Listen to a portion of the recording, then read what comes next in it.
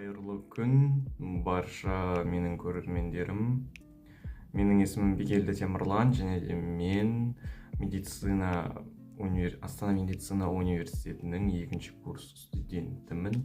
Және де бұл менің USMLE деген дайындығымның бірінші күні болып табылады. Бірінші күні деген даже қате болар. Бірінші аптасы.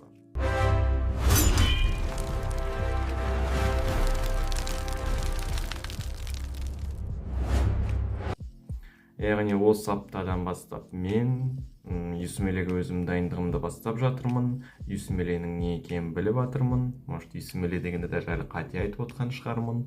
Бірақ та маған бәрібір.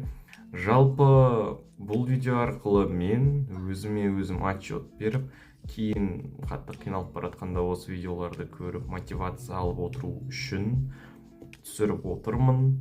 Және де менің алға қойған мақсаттарым осы USMLE-нің арқасында Америкаға резидент болып барып, сол жақта жұмыс істеп, квалифицированный врач болып шығып, востребованный врач болып шығып, жалпы әлемдегі өзімнің востребованностімді жоғарлату болып табылады.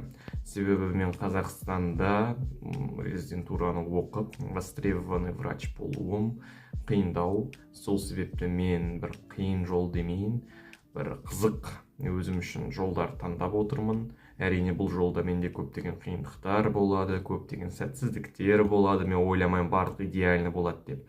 Мүмкін тіпті мен бұл жол тастап кетуім мүмкін белгілі бір себептермен. Барлығын енді болашақта көреміз. Жалпы менімен бірге болыңыздар.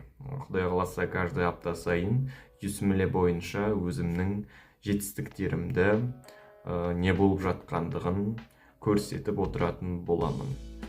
Ал сол видео осымен аяқталды. Егерде менімен бірге қалай менің болашақта хирург болатынымды білгілеріңіз келсе, менің арнама тіркеліп қойыңыздар. Видео ұнаса лайк басып қойыңыздар. Ал сау болыңыздар.